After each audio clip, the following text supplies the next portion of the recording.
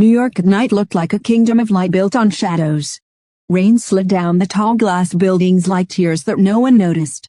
Cars rushed through wet streets, horns screaming like angry voices, while somewhere in Brooklyn, in a forgotten industrial neighborhood, an old man sat alone in a small apartment with the windows dark. His name was Victor Romano. Once, that name ruled New York's underworld. Now, it ruled nothing.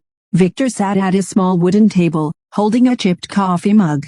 His hands were rough, marked with scars that time could not erase. His eyes, once sharp and dangerous, were now tired, but still deep with memory. A knock broke the silence. Victor froze. No one came here. He slowly stood, walked to the door, and opened it. A young man stood outside. Around 19 or 20. Wet hair, nervous eyes, hoodie soaked from rain. "Are you Victor Romano?" the boy asked. Victor didn't answer. "My name is Leo Carter," the boy said. "I need to talk to you." Victor stared at him for a long moment. "You're either brave," Victor finally said, "or stupid," Leo swallowed. "Maybe both." Victor stepped aside. "Come in." The apartment was simple. No luxury. No signs of the empire Victor once had.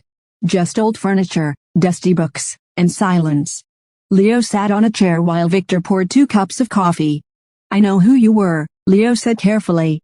"You controlled the docks, the casinos, half of Brooklyn. My father used to talk about you." Victor's hand paused. "Your father, James Carter. He was killed by the Black Vultures gang." Victor slowly sat down.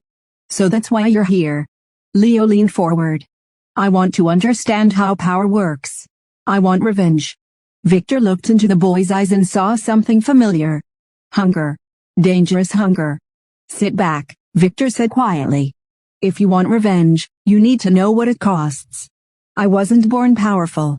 I was born poor, in a broken neighborhood where sirens sang us to sleep. My father was a drunk. My mother worked herself to death. At 15, I was already stealing to survive. By 17, I was working for street dealers. New York didn't give second chances, it gave choices. And every choice had blood behind it. I learned fast. I didn't talk much. I watched. I remembered. I moved quietly. Men noticed it. Soon, I was delivering money, then collecting it. Then solving problems. Problems in our world were people. I didn't enjoy it. But I was good at it. That's how I rose. By 25, I controlled a small crew. We ran protection rackets and underground casinos. I treated my men fairly, at least more fairly than others did. Loyalty grows when fear is balanced with respect. I married a woman named Elena. She believed I was just a businessman. I wanted to believe that too.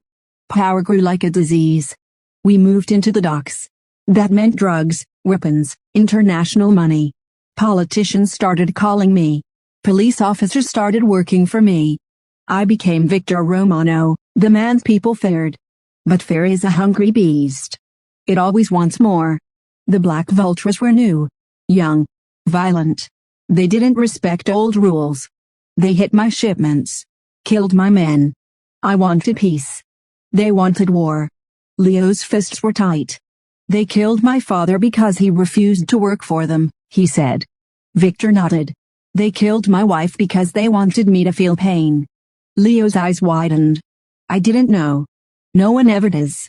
Marco was my best friend. We grew up together. Built everything together. I trusted him more than my own shadow. That was my mistake.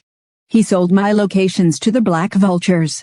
One night, while I was away, they attacked my home. Elena was inside. When I arrived, the house was burning. She was gone. And with her, everything that made me human. From that night, I became something else. I destroyed everyone connected to the Black Vultures. It wasn't justice. It was rage. The FBI closed in. The city turned against me. And when Marco begged for mercy, I gave him none." Victor looked at Leo. "Do you still want this life?" Leo was silent. Outside, New York kept breathing. Dark. Waiting.